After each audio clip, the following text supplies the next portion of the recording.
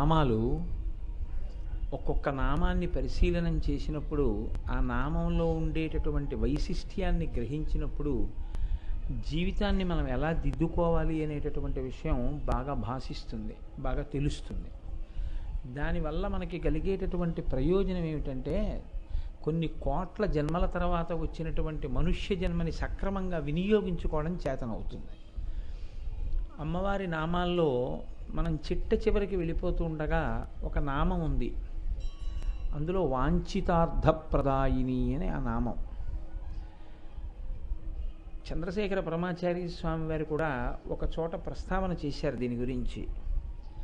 వాంఛితార్థప్రదాయిని అంటే బాహ్యంలో ఏమనిపిస్తుందంటే అర్థించిన వాంఛలను తీర్చేటటువంటి తల్లి, కోరికలు తీర్చే తల్లి. ఇది నిజమైతే నేను మిమ్మల్ని ఒక ప్రశ్న అడుగుతాను, నిజాయితీగా చెప్పండి, ఈ సభలో అసలు తీరని కోరికలు అనేటటువంటిది మాకేమీ లేదన్న వాళ్ళు ఎవరైనా ఉన్నారా? మాకు ఈ కోరిక తీరకపోవడం అన్నది ఏం లేదండి, మాకు అన్ని కోరికలు తీరిపోయాయి, మేము ఇలా అడగగానే మాకు ఆ కోరిక తీరిపోతోంది, అమ్మవారు అలా ఇచ్చేస్తోంది అన్న సందర్భం ఉందా మీలో ఎవరికైనా? ఇందులో ఉద్యోగం లేని వాళ్ళు ఉండి ఉండొచ్చు, పిల్లలు లేని వాళ్ళు ఉండి ఉండొచ్చు, పిల్లలకి సరైన చదువు రావట్లేదని బెంగ పెట్టుకున్న వాళ్ళు ఉండి ఉండొచ్చు, లేదా ఏదో ఒక కోరిక, సొంత ఇల్లు లేదనో, లేకపోతే ఉన్న ఇల్లు సరిపోవట్లేదనో, లేకపోతే పక్కింటి వాళ్ళకున్నన్ని మనకి లేవనో ఏదో ఒక కోరిక ఉండి ఉండొచ్చు. మరి అటువంటప్పుడు ఈ నామం ఎలా పొసగుతుంది? వాంఛితార్థప్రదాయిని ఎలా అయింది ఆవిడే? మరి రోజు మనం ఈ నామంతో కుంకుమార్చన చేసేస్తున్నాం, ఈ నామాన్ని అమ్మవారి దగ్గర వల్లె వేసేస్తున్నాం, నామపారాయణ ప్రీత అని మనం ఈ నామాన్ని పారాయణ చేసేస్తున్నాం. మరి ఈ నామం యొక్క యథార్థమైన స్థితి ఏమిటి అసలు? ఇది తెలుసుకుంటే, అందుకే ఈ నామాన్ని చిట్ట చివరిలోకి తీసుకెళ్ళి పెట్టారు లలితా సహస్రంలో. ఈ నామం గురించి సరిగ్గా అర్థమైందనుకోండి, ఉత్తర క్షణంలో జీవితంలో ఒక కొత్త వెలుగు వస్తుంది. అంత గొప్ప నామం ఈ నామం. మీరు చూడండి, సాధారణంగా మనం లోకంలో ఒక మాట మాట్లాడుతుంటాం, మీరు ఏ విత్తు పెడితే ఆ చెట్టు వస్తుంది కదా. నేను మామిడి టెంక పట్టుకెళ్ళి పాతాను అనుకోండి, నాకు ఒక వేప చెట్టు వస్తే బాగుండుండేది, నేను ఆ వేప చెట్టు గాలి పీలుద్దును, వేప చెట్టు కావాలనుకున్నాను, కానీ ఇదేంటి మామిడి చెట్టు వచ్చిందన్నాను అనుకోండి. మీరు ఏం వేశారండి విత్తనం అని అడిగారు అనుకోండి, నేను మామిడి టెంక పాతానండి అన్నాను అనుకోండి. బుద్ధిహీనుడా, మామిడి టెంక పాతితే వేప చెట్టు ఎక్కడి నుంచి వస్తుందిరా? వేప చెట్టు కావాలనుకుంటే నువ్వు వేప విత్తనం వేయాలి, మామిడి విత్తనం వేసి నువ్వు వేప చెట్టు రమ్మంటే ఎక్కడి నుంచి వస్తుంది? నీకు ఏ చెట్టు కావాలో ఆ విత్తు వెయ్యాలి అని అంటారా అనరా? మనకి కూడా జీవితంలో ఒక నియతి ఉంది. ఈశ్వరుడు వేదమునందు ఒక పద్ధతిని ఏర్పాటు చేసి ఉంచాడు. మనం చేసేటటువంటి కర్మలను బట్టి సుఖదుఖములు ఉంటాయి. మనం ఏం చేస్తున్నామో దాన్ని బట్టే సుఖము దుఃఖము ఇయ్యబడతాయి. దేవీ భాగవతంలో వ్యాస భగవానుడు ఒక మాట అంటాడు, కాలోహి బలవాన్ కర్త సతతం సుఖదుఃఖయో నరాణం పరతంత్రాణం పుణ్యపాపానుయో గతః అంటాడు. కాలోహి బలవాన్ కర్త, కాలము చాలా బలమైనటువంటిది. 27వ తారీఖు ప్రసంగాలు మొదలు పెట్టాలి అనుకున్నాం. 27వ తారీఖు ప్రసంగానికి బయలుదేరుతూ 30వ తారీఖు నుంచి ఇంకా కార్యక్రమాలు కూడా మొదలవుతాయి అనుకున్నాం. అప్పుడే 30వ తారీఖు వచ్చేసి ఉదయం కార్యక్రమాలు మొదలైపోయి 30వ తారీఖు ప్రసంగం అయిపోతుంది. ఇప్పుడు 27వ తారీఖు ఒక్కసారి మళ్ళీ వెనక్కి వస్తే బాగుండు అన్నాను అనుకోండి, ఏమి చేసినా ఇహ రాదు. కాలోహి బలవాన్ కర్త సతతం సుఖదుఃఖయోహో.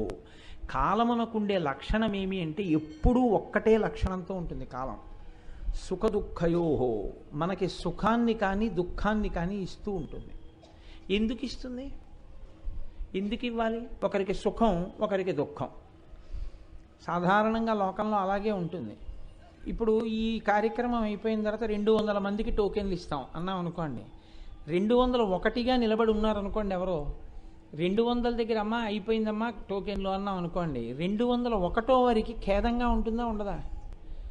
ఒకరికి మోదం, ఒకరికి ఖేదం ఉంటుంది కదా. 200 మంది సంతోషిస్తే కొంతమంది బాధపడే అవకాశం కూడా ఉండొచ్చు. కాబట్టి సుఖదుఃఖయోహో, సుఖమును దుఃఖమును ఏర్పాటు చేస్తుంది కాలం. ఆ కాలము సాక్షాత్తు ఈశ్వర స్వరూపం. అది కాలమే ఈశ్వరుడు. కాల కలయతామహం అంటాడు భగవద్గీతలో.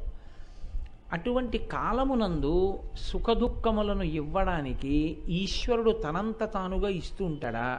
ఈ కోటేశ్వరరావుతో పురాణం చెప్పిద్దాం సరదాగా అని నన్ను పురాణం చెప్పడానికి ఎంచుకుంటాడా?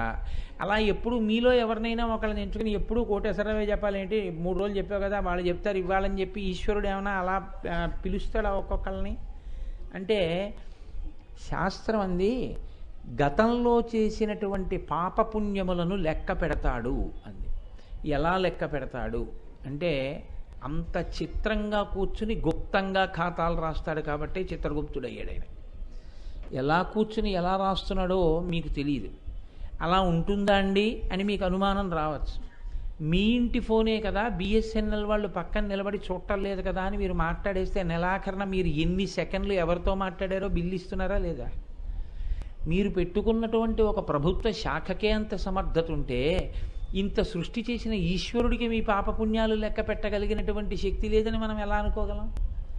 కాబట్టి ఆయన మానసికంగా చేసిన పాపపుణ్యాల దగ్గర నుంచి శారీరకంగా చేసిన పాపపుణ్యాల వరకు అన్నిటినీ లెక్క కట్టి ఖాతాలో వేస్తాడు.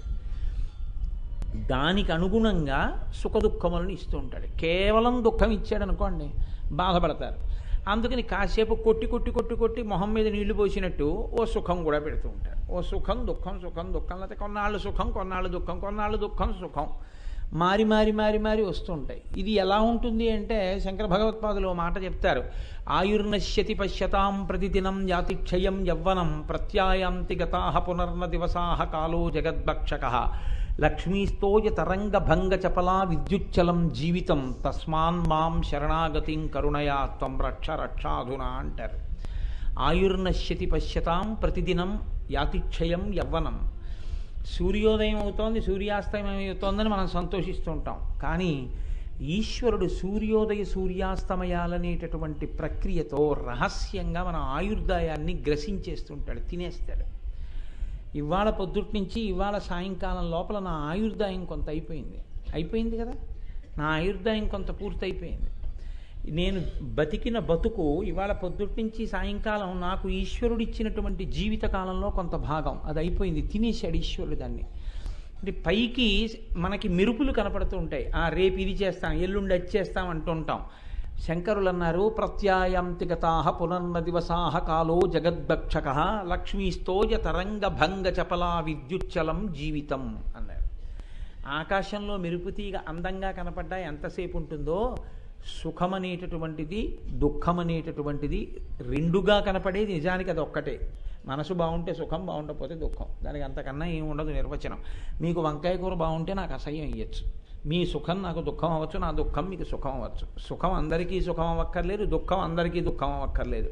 ఒకటి సుఖం ఇంకోటికి దుఃఖం, ఇంకోటి దుఃఖం ఇంకోటికి సుఖం. కాబట్టి ఈ సుఖ దుఃఖములనేటటువంటివి మెరుపు తీగల్లాంటివి. మెరుపు తీగలలా ఉండేటటువంటి ఈ సుఖములను అపేక్షిస్తూ మనిషి తన జీవితాన్నంతటినీ గడిపేస్తూ ఉండగా ఎప్పుడో అప్పుడు ఈశ్వరుడు ఊపిరిడు పూర్తయిపోయాయని చెప్పేసి అక్కడతో ఆయుర్దాయాన్ని పూర్తి చేసేస్తున్నాడు. వచ్చినటువంటి మనుష్య జన్మ యొక్క ప్రయోజనాన్ని మర్చిపోతున్నాడు. అయితే ఇదంతా ఎందుకు చెప్పాను? వాంఛితార్థప్రదాయిని. ఇప్పుడు నాకు ఒక మాట చెప్పండి, ఈశ్వరుడు మీకు ఎలా ఇవ్వాలి? సుఖాన్ని ఇస్తే మీరు చేసుకున్న పాపపుణ్యాల బట్టి ఇవ్వాలి కదా. మరి ఇప్పుడు మీరు పాపము చేసి ఉన్నారనుకోండి, మీరని ఎందుకు అనాలి? నేను మహాపాపం చేసి ఉన్నాను అనుకోండి, ఇప్పుడు ఈశ్వరుడు నాకేమి ఇవ్వాలి?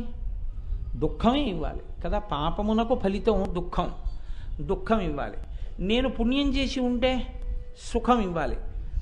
నేను మహాపాపాలు చేసి ఉంటే నాకు పాపాలు ఇవ్వకుండా ఇవాళ వీడు వచ్చి కొబ్బరికాయ కొట్టాడు అందుకని మనం సుఖాలు ఇచ్చేద్దామని ఈశ్వరుడు ఖాతాలన్నింటినీ ఎర్రసిరా పెట్టి గీతలు గీసేసి సుఖాలు ఇచ్చేయగలడా?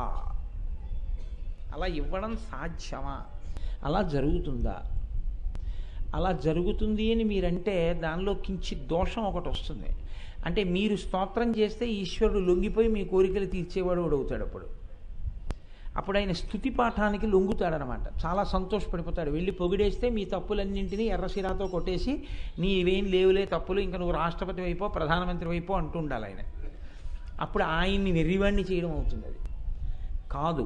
ఇక్కడ వాంఛితార్థప్రదాయిని అన్న నామం యొక్క అర్థాన్ని జాగ్రత్తగా పట్టుకోవాలి.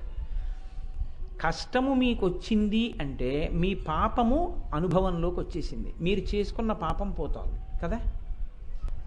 ఓ కష్టం వచ్చింది అనుకోండి, నాకు కష్టం వచ్చింది అంటే నీ చేసుకున్న పాపం పోతోంది అని కదా గుర్తు. పాపం పోతే కదా నేను కష్టం అనుభవించేస్తుంటాను. నేను కష్టం అనుభవించేస్తే నా పాపం పోయింది. నేను 1,00,000 రూపాయలు బ్యాంకులో తీసుకుని ప్రతి నెల 1,000 రూపాయలు కట్టేస్తున్నాను అనుకోండి, నా అప్పు తీరిపోతుందా లేదా? అలాగే నేను అనుభవించేస్తుంటే దుఃఖాన్ని, నా పాపం పోతూ ఉంటుంది. నేను దుఃఖం అనుభవించవలసినటువంటి సమయం ఆసన్నమైనప్పుడు నాకేమిటో ఈ దిక్కుమాలిన దుఃఖం ఇలా పెట్టాడు, నేను ఇప్పుడు కొబ్బరికాయ కొట్టాను అయినా సరే నాకు ఆ దుఃఖం తీరట్లేదని నేను ఈశ్వరుణ్ణి నింద చేశాను అనుకోండి, ఇప్పుడు నా పాపం పోతుందా, ఇంకా కొత్త పాపం పెరుగుతూ ఉంటుందా? మళ్ళీ పెరుగుతూ ఉంటుంది పాపం. మరి అప్పుడు ఇంకొక ప్రశ్న వస్తుంది, మరి అప్పుడు నే చేసుకున్న పాపం నేను అనుభవించి, నేను చేసుకున్న పుణ్యం నేను అనుభవిస్తే ఈశ్వరుడు ఎందుకండి ఇంకా దాని ఫలితాలు ఇవ్వడానికే? ఇంకా ఆయన ఏం చేయలేడా? ఇప్పుడు నేను మరి కష్టపడి ఈశ్వరా నేను తప్పే చేసింది నన్ను మన్నించు అంటే ఈశ్వరుడు నన్నేమీ రక్షించకుండా ఉండలేడా? రక్షిస్తాడు. ఈశ్వరుడు 2 రకాలుగా రక్షిస్తాడు. అది చాలా చిత్రంగా ఉంటుంది. అదే వాంఛితార్థప్రదాయిని అనే నామం యొక్క యథార్థమైనటువంటి స్వరూపం. మీరు ఒక్కటి గమనించవలసి ఉంటుంది. పురాణాలు కానీ కావ్యాలు కానీ సమస్త వాంగ్మయం కానీ దేనికి వచ్చాయో తెలుసా? మీకు మనోబలాన్ని ఇవ్వడానికి వచ్చాయి, మీ మనస్సుకి జవాన్ని కల్పించడం కోసం వచ్చాయి, మీకు ధృతిని కల్పించడం కోసం వచ్చాయి, మీరు ప్రతిదానికి వంగిపోయి లొంగిపోకుండా ఉండడం కోసం వచ్చాయి. మీకు నేను ఒక ఉదాహరణ చెప్తాను. రామాయణంలో ఒక శ్లోకం ఉంది, వాల్మీకి మహర్షి రచన చేసిన శ్లోకం. ఆ శ్లోకం జీర్ణం అయిందనుకోండి, ఆ శ్లోకం కంఠగతం అయిందనుకోండి, మీరు చాలా చాలా విషయముల యందు విచలితులైపోయి కదిలిపోయి బాధపడిపోయి చిచి ఏమిటి బతుకుని ఈశ్వరుణ్ణి తిట్టడం పక్క వాళ్ళని తిట్టడం చేయరు. ఒక చోట మహర్షి అంటారు, క్షితిక్షమా పుష్కర సన్నిభాక్షి యారక్షిత రాఘవ లక్ష్మణాభ్యాం సారాక్షసీభి వికృతేక్షణాభి సంరక్షిత సాంప్రతి వృక్షమూలే. దుఃఖాన్ని చెప్తున్నారు కాబట్టి క్షకారం వేశారు. ఎవరు సీతమ్మ? సాక్షాత్తు లక్ష్మీదేవి. అటువంటి జగజ్జనని నరకాంతగా నడుస్తోంది. భూమి అంత ఓర్పు కలిగిన తల్లి, రామలక్ష్మణుల చేత రక్షింపబడవలసిన తల్లి, దశరథ మహారాజు గారి పెద్ద కోడలు, రామచంద్రమూర్తి ఇల్లాలు, లక్ష్మణమూర్తికి వదిన, కోసల దేశానికి అంతటికీ కూడా గౌరవింపబడేటటువంటి వ్యక్తి, జనక మహారాజు గారికి అయోనిజగా లభించినటువంటి కూతురు, సాక్షాత్ జగజ్జనని.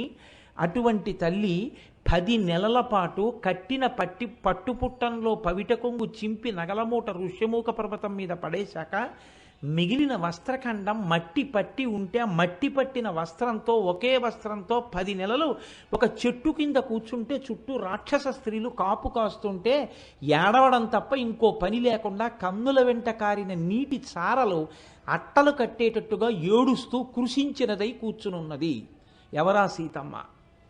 ఆయన అన్నారు, మాన్యాగురు వినీతస్య లక్ష్మణస్య గురుప్రియ యతి సీతాపి దుఃఖార్త కాలోహి దురతిక్రమ అన్నారు వాల్మీకి మహర్షి. ఈ శ్లోకం అంటే నాకు ప్రాణం. లక్ష్మణమూర్తి వదిన గారు పెద్దలని సేవించే లక్షణం ఉన్నది, ధర్మం తెలుసున్న తల్లి, రామచంద్రమూర్తి ఇల్లాలు ఇంత కష్టపడుతోందంటే కాలమును దాటగలిగిన మొనగాడు లేడు అన్నారు. కాలము కష్టాన్ని ఇవ్వాలి అని నిర్ణయం చేస్తే దాన్ని దాటించడం ఎవరి శక్యం కాదు. సీతమ్మ అన్ని కష్టాలు పడుతూ రామచంద్రమూర్తి పాదాలు విడిచిపెట్టేసిందా? భగవంతుణ్ణి వదిలిపెట్టేసిందా? వదిలిపెట్టలేదే. ఆవిడ భగవంతుణ్ణి పట్టుకునే ఉండి చివరికి ఒక మాట అంది, కళ్యాణి పతగాదేయం లౌకికీ ప్రతిపాతిమా ఏతి జీవంతి మానందో నరం వర్ష శతాతపి అంది. 100 సంవత్సరములు ఓపికగా ఎదురు చూసి భగవంతుణ్ణి ప్రార్థన చేసినటువంటి వ్యక్తికి చిట్ట చివర సుఖం కలిగి తీరుతుంది, వాడు శుభాన్ని పొందుతాడు అందమ్మవారు. తన పాపాన్ని పోగొట్టుకునేటటువంటి మార్గం కష్టాన్ని అనుభవించేయడమే. ఈ కష్టం నాకుంది, ఇది రాకుండా చూడండి అని అడగడం కన్నా ఈ కష్టం అనుభవించే శక్తినివ్వండి అని అడగడం చాలా మర్యాదతో కూడుకున్న వైదిక మార్గం. ఓ కష్టం వచ్చిందనుకోండి, దీన్ని తట్టుకుని నిలబడగలిగిన శక్తిని నాకు ఈ ఈశ్వర అని అడగాలి. అంతేకాని ఈ కష్టం నాకు రాకుండా చూడు అని అడగడానికి మీకు పాపం లేదు అని మీరు చెప్పండి. మీకు పాపం పుణ్యం లేకపోతే మీరు మనుష్య శరీరంలో ఉండరు. కేవలం పుణ్యం ఉంటే దేవత అవుతారు, కేవలం పాపం ఉంటే తిరియక్ అవుతారు. మీకు పాపం పుణ్యం ఉన్నాయి, మీకేమి నాకు కూడా ఏమి నాతో నేను అసలు. కాబట్టి పాపం పుణ్యం ఉంటేనే మనుష్య ఉపాధిలో ఉన్నాం.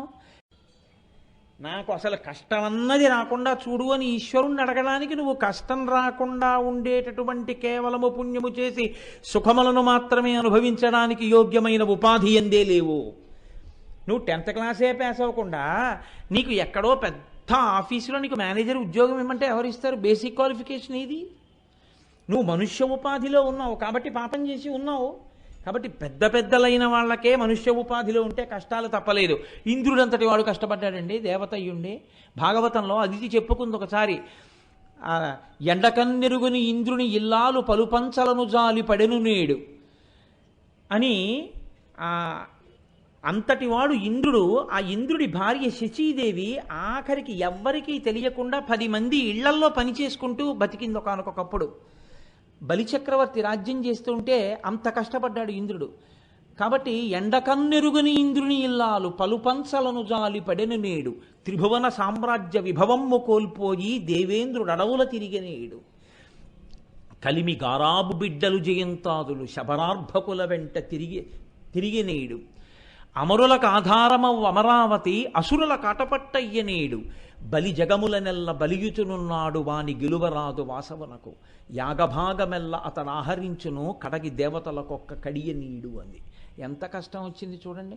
ఇంద్రుడు అడవులు పట్టిపోయాడు. ఐశ్వర్యానికి మారుపేరైనటువంటి ఇంద్రుడి కొడుకులు జయంతాదులు ఎక్కడో ఆ గిరిజనులుగా ఏమీ పాపం వాళ్ళకి తెలియకుండా ఆటలాడుకుంటూ ఒంటి మీద సరిగ్గా బట్ట కూడా కట్టుకోకుండా ఆకులు కట్టుకుని తిరిగేటటువంటి పిల్లలతో కలిసి వాళ్ళు ఆడుకున్నారు. ఆఖరికి యాగభోక్త, యాగంలో వచ్చే హవిస్సులు తినేటటువంటి దేవేంద్రుడు బలిచక్రవర్తి ఒక పిడచ కూడా నేను ఇవ్వనంటే ఆకలితో అలమటిస్తూ పడున్నాడు. నా కొడుకింత కష్టపడ్డాడయా అంది. మీరు చిత్రనలీయము అని నేను కూడా చాలా కాలమైంది ఆ పుస్తకాన్ని చదివా. అద్భుతమైన గ్రంథం. నలచక్రవర్తి గురించి చేసినటువంటి రచన. అందులో నేను ఎప్పుడో చదివాను, స్ఫురణలో ఉన్నాయో లేవో ఆ పద్యాలు. అందులో నలచక్రవర్తి పడుతున్న కష్టాలు చూసి ఒక మాట అంటారు, సార్వభౌమపదంబు శరణిమీరిన భోగి వంటలవాడవుచు బరగనీడు, కనుసన్న దొరలచే తన యాజ్ఞకును విభుండు వెలయ ఒక్కని యాజ్ఞ బరగనీడు, విమలాతపర్షముల్ వెలయగల్గిన రేడు వర్షాతపతముల మెలగనేడు, భయద కోదండ ఖడ్గముల్ పట్టు వీరుడు గరిటయూ క్రోవియూ పట్టెనేడు, విపుల కేసరి నక్కట పిల్లి చేసే అధమ విధమున ఇట్టిదే విధికృతంబు అంటాడు. ఎంత కష్టపడ్డాడండి. ఎక్కడ చక్రవర్తిత్వం? కను సన్న దొరలచే తన యాజ్ఞకును విభుండు వెలయ ఒక్కని ఆజ్ఞ బరగనీడు. ఇలా కను సైగ చేస్తే పెద్ద వాళ్ళందరూ మాట వినేటటువంటి చక్రవర్తి ఇంకొకడు పిలిచి పని చెప్తే చేశాడు. భయద కోదండ ఖడ్గముల్ పట్టు వీరుడు గరిటె కట్టె పట్టుకుని వంటలు చేశాడు. భీమసేనుడంతటి వాడు మహానుభావుడు ఆ పర్యపాపంగ దునియగా విరువవలయు ఎడద చేతుల కాళ్ళుల తొడలు పట్టి కడగి అనువుగ చేసి పొయ్యిడుదు కాని కత్తి గొడ్డలి ఎడగని కట్టి ఎలకు అంటాడు విరాట పర్వంలో, మహాభారతంలో. అంతటి మహావీరుడు కట్టెల్ని గుండెల మీద పెట్టుకుని విరుచుకుని వంటలు చేసుకున్నాడు పొయ్యిలో పెట్టుకుని, కాలం కలిసి రాకపోతే. అల్లసాని పెద్దనగారు మనుచరిత్ర చేస్తూ ఏడిచాడు మహానుభావుడు. ఎదురైన చోతన మదకరీంద్రము డెగ్గి కేలూతను సగి ఎక్కించుకొని మనుచరిత్రం బందుకొను వేళ పొరమేగ పల్లకి తనకేల పట్టి ఎత్తే బిరుదైన కవిగండ పెండేరమునకీవ తగునని తానే పాదమున తొడగే గోకట గ్రామాధ్యనేకగ్రహారములడిగిన సీమలు అందునిచ్చే ఆంధ్ర కవితా పితామహ అల్లసాని పెద్దనామాచ్యాని నన్ను పిలుచునట్టి కృష్ణరాయలతోడ దివికేగలేక బ్రతికియున్నాడ జీవోత్సవంబునగుచు అని చెప్పుకున్నాడు. ఏరి రాయలు వారు, ఏవి ఆయన పడిన సుఖాలు? అంత ఆనందం అనుభవించాడు. అంతటి మహారాజు కాలికి గండపెండేరం దొరికాడు. ఏనుగు మీద వెళ్ళిపోతూ రాయలవారు కనపడితే ఆగి చెయ్యిచ్చి ఎక్కించుకుని ఏనుగు మీద కూర్చోబెట్టుకుని వెళ్ళేవాడు. గ్రామాలు అగ్రహారాలు ఎన్నో అలసాని పెద్దనగారికి ఇచ్చాడు. మను చరిత్ర రాస్తే ప్రారంభం చేస్తే మొట్టమొదటి పద్యంలోనే రాయల వారికి ఆశీర్వచనం చేశాడు ఆయన. శ్రీవక్షోజ కురంగనాభమదపై జన్నొందు లంబోదరాదేవింద కమలా సమీపమున ప్రీతిని నిల్పినాడో జనంగా వందారు నందనాది నిజ భక్త శ్రేణి కిందోచురా జీవక్షుండు కృపార్థు చేయు శుభదృష్టిన్ కృష్ణరాయాధిపున్నట్టు మొదలుపెట్టాడు. అటువంటి అల్లసాని పెద్దన్నగారు ఆఖరికి అన్నాడు, అల్లసాని పెద్దనామాత్య ఆంధ్ర కవితా పితామహాని నన్ను పిలుచునట్టి కృష్ణరాయలతోడ దివికే గలేక బ్రతికియున్నాడ జీవోత్సవంబునగుచు. వాళ్ళ జీవోత్సవంగా బతికున్నానయ్యా, రాయలవారి వెళ్ళిపోయిన తర్వాత నా బతుకే ఉందని చెప్పుకున్నాడు. పడలా కష్టాలు. శ్రీనాథుడు ఎంత సౌఖ్యాలు అనుభవించాడు. శ్రీనాథుడు అనుభవించినన్ని సంతోషం అంత సుఖం ఎవ్వరు అనుభవించారు. అన్ని సుఖాలు అనుభవించిన వాడు ఆఖరణ జీవితంలో ఏమని రాసుకున్నాడో తెలుసా అండి? కవిరాజు కంఠంబు కౌగలించను కదా పురవీధి ఎదురెండ పొగడదండ. ఎన్ని కష్టాలు పడ్డాడు. ఆఖరికి వీధి ఊరి చివర ఉండే ఇనపగుండు తీసుకొచ్చి ఆయన భుజం మీద పెట్టారు. పెట్టి చేతులకి వెదురుగడియలేశారు. మెళ్ళో ఇనప గొలుసులు కట్టి కాళ్ళకి గొలుసులేసి కట్టేసి కొడుతూ తీసుకెళ్లారు. అప్పుడు చెప్పుకున్నాడు, ఎండకన్నిరగకుండా పల్లకీల్లో తిరిగాను, అలాంటి వాణ్ణి ఆ ఎండ వచ్చి మొహం మీద పడుతోంది నాకని కవిరాజు కంఠంబు కౌగిలించను కదా పురవీధి ఎదురెండ పొగడదండ. సార్వభౌముని భుజాస్తంభమెక్కెను కదా నగర వాకిట నుండు నల్లగుండు. వీరభద్రారెడ్డి విద్వాంసు ముంజేత వియ్యమొందెను కదా వెదురుగడియ. ఆంధ్ర నైషధకర్త అంఘ్రియుగ్మంబును చేరియుండెను కదా నిగళయుగము. కృష్ణవీణమ్మ కొనిపోయ ఫలమునంత బిలబిలాక్షులు తినిపోయ తిలలు పెసలు. బొడ్డుపల్లెను గొడ్డేరి మోసపోతి ఎట్లు చెల్లింతు టంకంబులు 700 అని రాసుకున్నాడు. 700 రూపాయలు పన్ను కట్టలేక అన్ని కష్టాలు పడ్డాడు శ్రీనాథుడు. ఆఖరణ అరుగుచున్నాడు శ్రీనాథుడు అమరపురికి దివిజ కవి వరెణ్యుల గుండెలెల్లయు డిగ్గురనగా అన్నాడు. అన్ని కష్టాలు పడ్డాడు. పడలా. ఈ సాహిత్యం అంతా ఎవరి కోసం? కావ్యాలన్నీ ఎవరి కోసం? పురాణాలన్నీ ఎవరి కోసం? కేవలం వినడం కోసం కాదు, మనిషిని మనీషిగా బ్రతికించడానికి వచ్చి. కష్టం వస్తే విచలితుడు కాకుండా నిలబడగలగాలి. అలా నిలబడడం ఎక్కడొస్తుందంటే పాత్రలు బాగా జీర్ణమైతే అందులో ద్యోతకం అవుతుంది. వాళ్ళు పడిన కష్టం కన్నానా మనం పడిన కష్టం అని. మహాభారతం చదివితే కన్నులంబట నీరు వస్తుంది. గాంధారి పుట్టుకతోనే గొప్ప సౌందర్య రాశి. ఎంత అందగత్తో గాంధారి. అంతటి అందగత్తెకి ఒక కోరిక పుట్టింది, నేను ఎంత అందగత్తెనైనా నాకు కాని పిల్లలు పుట్టకపోతే రాజులు వంశం కోసం వేరొక భార్యని స్వీకరిస్తారు. నాకు బహుసంతానం కలిగేటట్టుగా వరం కూడా పొందితే నేను భర్తకి తగిన భార్యనై సుఖాన్ని అనుభవిస్తాను, బిడ్డలకి తల్లినై చక్కగా రాజమాతనవుతాను. కాబట్టి నేను శివుడి గురించి తపస్సు చేస్తానని పరమశివుడి గురించి తపస్సు చేసి శివుడు ప్రత్యక్షమైతే నేను బహుసంతానవతిని కావాలని వరం కోరింది. శివుడు తథాస్తు అన్నాడు. ఇప్పుడు నాకు ఇంక ఎదురేమిటనుకుంది. ఈ మాట భీష్మాచార్యుల వారికి తెలిసింది. కురువంశానికి ఎప్పుడూ పిల్లలు లేక ఇబ్బందులు పడుతున్నారు. ఈ అమ్మాయిని ధృతరాష్ట్రుడికి ఇచ్చి పెళ్లి చేస్తే ఇంకా వంశానికి ఇబ్బంది ఉండదు, చాలామంది పిల్లలు పుడతారని వెళ్ళి అడిగాడు. ఈ పిల్లని ధృతరాష్ట్రుడికి ఇమ్మని. గాంధారరాజు అడిగాడు, ఏమమ్మా పుట్టుగుడ్డివాడు, కళ్ళు లేవు, ఆ ధృతరాష్ట్రుడిని పెళ్లి చేసుకుంటావా అని అడిగాడు. భీష్ముడి మాట కాదండమే.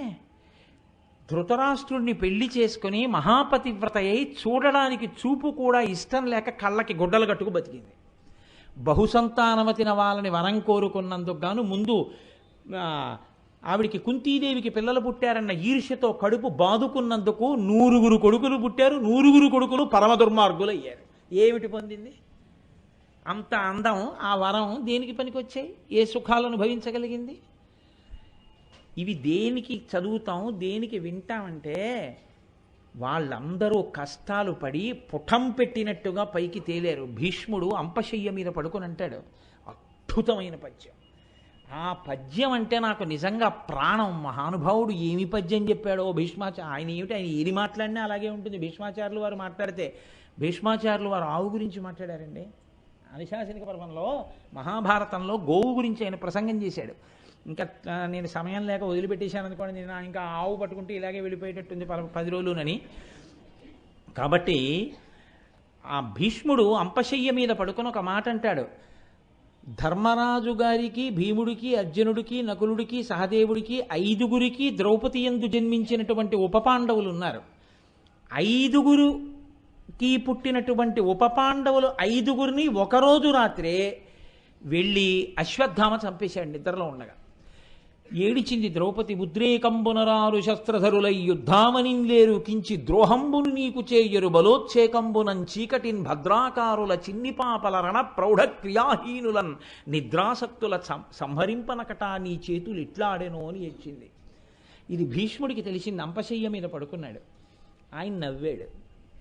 అందరూ అన్నారు, అదేమిటంటే అలా ఎలా చంపాడండి? అక్కడ ధర్మరాజు ఉన్నాడు, భీముడు ఉన్నాడు, అర్జునుడు ఉన్నాడు, నకులుడు ఉన్నాడు, సహదేవుడు ఉన్నాడు, కృష్ణుడు ఉన్నాడు, వాడికి ఎంత ధైర్యం అండి అలా చంపాడండి అన్నారు. భీష్ముడు అన్నాడు, రాజట ధర్మజుండు, సురరాజసుతుండట ధన్వి, శత్రవోద్యోజకమైన గాంధీవము విల్లుయట, చక్రి సర్వభద్ర సంయోజకుడైన కృష్ణుడట, ఉగ్రగదాధరుండు భీముడై యాజికి తోడువచ్చునట, ఆపద కల్గుటకేమి చిత్రమో అన్నాడు. ఇప్పుడు రాజు దుర్యోధనుడు కాడుగా, ధర్మరాజే రాజు. ఎందుకంటే అప్పటికి యుద్ధంలో అందరూ చనిపోయారు, ధర్మరాజే ఉన్నాడు. రాజట ధర్మజుండు, ధర్మరాజే రాజు. పక్కన ఉన్నటువంటి అర్జునుడు సురరాజతుతుండట ధన్వి, సాక్షాత్తు ఇంద్రుడు కొడుకు అర్జునుడు. చేతిలో ఉన్న ధనస్సు గాంధీవం, రథాన్ని నడిపేవాడు, వాళ్ళ రక్షణ చూసేవాడు సాక్షాత్తు కృష్ణ భగవానుడు. పక్కన ఉండేవాడు ఎప్పుడు కోపంతో గదాదండాన్ని పట్టుకుని గిర్ర గిర్ర గిర్ర గిర్ర తిప్పుతూ ఉంటాడు.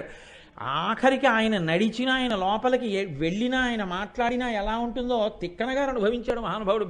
భీమసేనుడి యొక్క పౌరుషం అంటే విరాట పర్వంలో అంటాడు, దంతాకారిత కుంజకుట్యమ ఘన స్తంభావళీ రూపమున్ ప్రాంతాది ప్రవిభాగ భోగ నిలయ ప్రగ్ద్వారమున్ కాతరత్వంతత్రాసకరంబునై దురభివేశంబైన యాలోరు నిశ్చితుడై సతికేలు పట్టుకుని చొచ్చన్ భీముడచ్చుగ్రతన్ అంటారు. అంత నిర్భయం, అంత పరాక్రమవంతుడు. అటువంటి వాడు ఉగ్రగదాధరుండు భీముడై యాజికి తోడువచ్చునట. ఆ భీముడు ఎప్పుడు పక్కన ఉంటాడు. ఇటువంటి వాళ్ళ పిల్లలు చచ్చిపోయారు. రాత్రికి రాత్రి చంపేశారు శత్రువు. ఒక్కడొచ్చి ఆపద కల్గుటకి ఏమి చిత్రమో అన్నాడు. అలాంటి వాళ్ళకి ఆపద వచ్చింది, ఏం చెప్తాం ఇది చిత్రం అంటే అన్నాడు ముక్కున వేలేసుకొని. అంటే నీ శక్తి వల్ల ఆపద రాదు. నీ ఇంత శక్తివంతుడు కదండి, వీడికి ఆపద ఎలా ఇస్తామని చూడడు ఈశ్వరుడు. ఈశ్వరుడు చేసిన పాపపుణ్యాల్ని లెక్కలో పెట్టి ఆపద ఇవ్వాలనుకుంటే తప్పించగలిగిన వాడు ఉండడు. రక్షణము లేక సాధుడు రక్షితుడకు సమత చేసి రాయుడులందున్ రక్షణలు వేయి కలిగిన శిక్షితుడకు కలుడు పాప చిత్తుండగుటన్నంటారు పోతన గారు భాగవతంలో. ఎన్ని రక్షణలు పెట్టుకున్నా ఈశ్వరుడు ఆయన వెళ్ళిపోవాలని నిర్ణయం చేస్తే వెళ్ళిపోవలసిందే. ఏ రక్షణ లేకపోయినా ఈశ్వరుడు ఆ వ్యక్తి బతకాలని అనుకుంటే ఎంత ప్రమాదం జరిగినా ఆ వ్యక్తి బతకవలసిందే. మొన్న ఇక్కడ కోయిలాల్వార్ తిరుమంజన్ సేవ జరుగుతుంటే మా రాజబాబు గారు భార్య బండి మీద వస్తుంటే వెనక నుంచి స్కార్పియో వ్యాన్ వచ్చి కొట్టేసింది. కనీసం ఒంటి మీద చర్మం కొట్టుకుని నెత్తురు కూడా కారలేదు. ఏదో కాళ్ళకి చేతులకి కాస్త కొంచెం దెబ్బలు తగిలినట్టున్నాయి అంతే తప్ప ఏదో ఫ్రాక్చర్లు అయిపోవడం, బ్యాండేజ్లు వేసుకోవడం జరగలేదు. ఎవరు రక్షించారు? భగవత్ సేవ కోసం వస్తున్నారు, అది రక్షించేసింది అంతే ఆ దంపతులు ఇద్దరిని. ఈశ్వరుడు రక్షించాలనుకున్నప్పుడు ఎంతటి ఆపద నుంచైనా రక్షిస్తాడు. ఉత్తరాగర్భంలో ఉన్న పరీక్షిత్తుని ఎవరు రక్షించారు? నువ్వు తప్ప ఎవరు దిక్కని కాళ్ళు పట్టుకుంది అంతే. అశ్వత్థామ వేసేసినటువంటి ఆ బ్రహ్మశిరోనామకాస్త్రాన్ని అంతటినీ తనలోకి తీసేసుకుని మరీ లోపల ఉన్నటువంటి పరీక్షిత్తుని రక్షించాడు స్వామి ఆ రోజున. అటువంటి ఈశ్వరుడు ఉన్నాడే, ఆయన గురించి చదివినప్పుడు, భక్తుల చరిత్రలు చదివినప్పుడు మీకు ఒక విషయం స్పష్టంగా ద్యోతకం అవుతుంది. ఎంతటి వారు కష్టపడ్డారు. కష్టపడని వారు లోకంలో లేరు. కష్టం అనేటటువంటిది మనిషిని సానబెట్టేదిగా తయారు కావాలి. వజ్రాన్ని సానపెడితే ఎలా ఉంటుందో కష్టం అలా సానపెట్టేది కావాలి. అలా సానపెట్టేదైనప్పుడు మీకు ఒక పెద్ద వరం ఒకటి ఏర్పడుతుంది. ఏమిటో తెలుసా అండి? నేను ఇందాక అన్నానే, నేను ఈ పాపం చెయ్యబట్టి కదా నాకు ఈ కష్టం వచ్చింది అని ఆలోచించారనుకోండి, ఇప్పుడు మీరు ఇంత పాపం చేశాను కాబట్టి నాకు ఇంత కష్టం వచ్చి ఉంటుంది, ఈశ్వర ఇంకో పాపం చేయకుండా నా బుద్ధి సక్రమంగా ఉండేటట్టు నన్ను రక్షించు అని మీరు ఎవరికి చెప్పాలి? ఇప్పుడు ఈశ్వరుడికి చెప్పాలి. అప్పుడు ఈశ్వరుడు జ్ఞాపకానికి వచ్చాడనుకోండి, మీరు ధన్యులు, మీరు ఉత్తరక్షణంలో ధన్యులు. అప్పుడు ఈశ్వరుడు ఏమైపోతాడో తెలుసా అండి? సిగ్గుపడిపోతాడు, చాలా సిగ్గుపడిపోతాడు. ఎందుకో తెలుసా? ఇంత కష్టం వీడు పాపం చేశాడని నేనిస్తే, వీడు ఈశ్వర మళ్ళీ నేను ఇటువంటి పాపాలు చేయకుండా నా బుద్ధిని రక్షించు, నీ పాదాలని పట్టుకునేటటువంటి బుద్ధి మాత్రం పోకుండా నన్ను కాపాడని అడుగుతున్నాడే వీడు అని ఆయన చిన్నబుచ్చుకుని, అయ్యో వీడికి ఎలా నేను ఈ కష్టం ఇవ్వడం అని ఆ కష్టాన్ని తగ్గించి అనుభవింపచేస్తాడు. పాము కరవవలసిన వాడిని చీమ కరిపించి విడిచిపెడతాడు. ఆ బుద్ధి లోపల ప్రబలితే కరిచిందా లేదా? విషక్రిమి కరిచింది. లోపలికి విషం ఎక్కిందా లేదా? ఎక్కింది. మంట పెట్టిందా లేదా? పెట్టింది. పాము కరిచిందా? చీమ కరిచిందా? చీమ కరిచింది. ఇప్పుడు దాన్ని తగ్గించగలిగిన శక్తి ఎవరికి ఉంది? ఈశ్వరుడికి ఉందా శక్తి? యావజ్జీవిత కారాగార శిక్ష పడినవాడు 3 ఏళ్లు కారాగారంలో సక్రమంగా ఉన్నాడని విడిచిపెట్టడానికి ప్రభుత్వానికి అధికారం ఉంటే, మీ పాపపుణ్యాల్ని బట్టి మీకు శిక్ష వేసే ఈశ్వరుడికి మీ శిక్ష తగ్గించే అధికారం ఉండదని మీరు ఎందుకు అనుకుంటున్నారు? ఉండి తీరుతుంది. అందుకే ఆయన్ని స్తోత్రం చేస్తే నమ శివాభ్యాం అశుభాపాభ్యాం. మీరు భగవంతుణ్ణి నమ్మి భక్తితో జీవిస్తున్నారనుకోండి, కష్టం ఇవ్వకుండా ఉండడు, కానీ చాలా తక్కువ చేసిస్తాడు కష్టాన్ని. మీరు భగవన్ మార్గాన్ని విడిచిపెట్టి తిరుగుతున్నారనుకోండి, నా అంతవాణ్ణి నేనని, నీవెంత వాడవో చూసుకోమంటాడు. ఆ కష్టం ఇచ్చినప్పుడు తెలుస్తుంది. పాపానికి ఫలితం ఇచ్చేస్తే కదిలిపోతాడంతే, అప్పుడు తట్టుకోలేడు. కాబట్టి ఈశ్వరుణ్ణి నమ్మి ఉంటే ఏమవుతుంది? ఇది వాంఛితార్థ ప్రదాయిని. ఇవ్వవలసిన కష్టం ఎంత గరిష్ట స్థాయిలో ఇవ్వాలో అలా ఇవ్వకుండా తగ్గించి మాత్రమే ఇస్తుంది అమ్మవారు.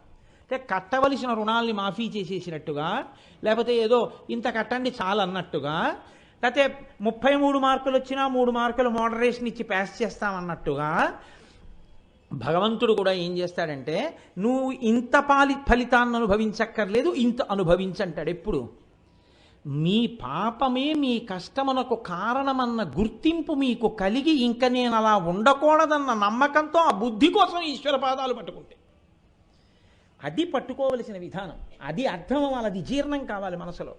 అది జీర్ణమైన వాడి వెంట ఈశ్వరుడు ఉంటాడు. 2, కష్టం అంటే బాగుందండి, మరి సుఖాలు వస్తే మనం ఏం చేస్తామంటే, కష్టాలైతే తట్టుకునే శక్తి ఇమ్మంటాం, సుఖాలైతే ఆయన ఎందుకు తట్టుకునే శక్తికి? అలా అన్నారనుకోండి, అదే అహంకారం ప్రబలడానికి కారణమై ఈశ్వర వైముఖ్యానికి కారణమవుతుంది. ఇక్కడ ఆయన ప్రీతికి కారణం అవుతుంది. మీకు నేను ఒక ఉదాహరణ చెప్తే మీకు బాగా పట్టుకుంటారు.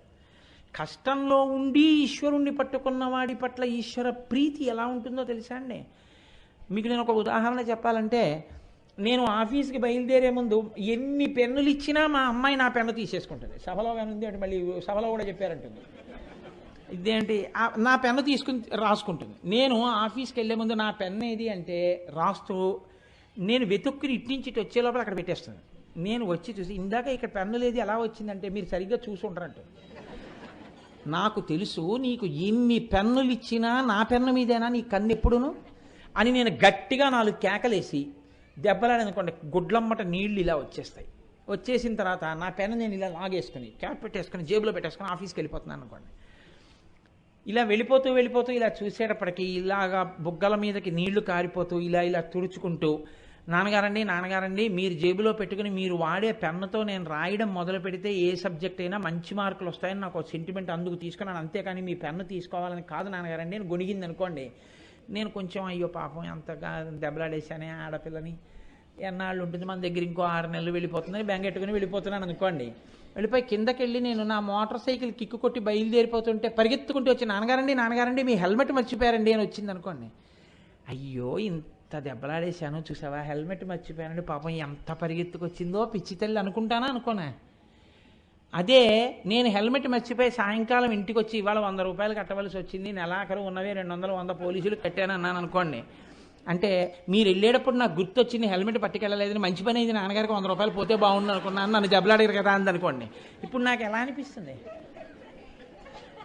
మీకే అలా ఉంటే మీ పిల్లల పట్ల నేను దాన్ని దెబ్బలాడినా, దానికి శిక్ష వేసినా, అది పరిగెత్తుకుంటూ హెల్మెట్ పట్టుకుని నా దగ్గరికి పరిగెత్తుకొచ్చి నా మీద ప్రేమ ప్రకటిస్తే, అయ్యో పిచ్చి తల్లిని దెబ్బలాడాను, సాయంకాలం ఎలా అయినా ఇంటికి వెళ్ళేటప్పుడు చిన్నపిల్లల ఇప్పటికీ ఆ చాక్లెట్లు అంటే ఇష్టం వచ్చి చాక్లెట్ పట్టుకెడదాం అనుకుంటానే, అటువంటిది మీరు చేసిన పాపానికి మీకు ఫలితం ఇచ్చి కష్టం అనుభవించేటట్టు చేసినప్పుడే మీరు ఎక్కువ ఈశ్వరుడి కాళ్ళు పట్టుకున్నారనుకోండి, అమ్మవారు ఎలా ఇవ్వగలదు మీకు కష్టాన్ని? ఆవిడ ఏం చేస్తుందంటే తట్టుకునే శక్తినిచ్చి ఆ కష్టం తీర్చి మార్గం చూపించేస్తుంది. తల్లిది ఎటువంటి ప్రేమో అంతకి కోటి రెట్లు ప్రేమ అండి ఆవిడది. వాంఛితార్థ ప్రదాయిని అంటే నీవు మార్గం తెలుసుకో, భగవత్ కరుణ ఎలా పొందాలో నేర్చుకో.